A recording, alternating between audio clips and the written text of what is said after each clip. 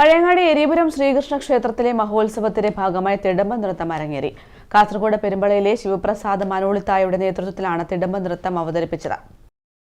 നൂറ്റാണ്ടുകളുടെ പഴക്കമുള്ള ക്ഷേത്രമാണ് പഴയങ്ങാടി എരിപുരത്തെ ശ്രീകൃഷ്ണ ക്ഷേത്രം.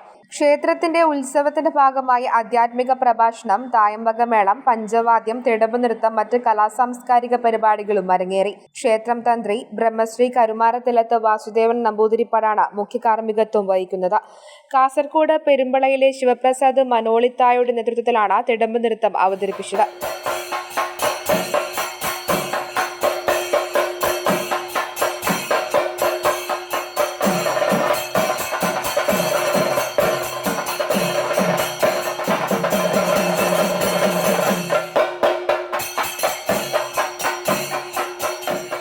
ഉത്സവത്തിന്റെ ഭാഗമായി മികച്ച രീതിയിൽ ദീപാലങ്കാരവും ഒരുക്കിയിട്ടുണ്ട്.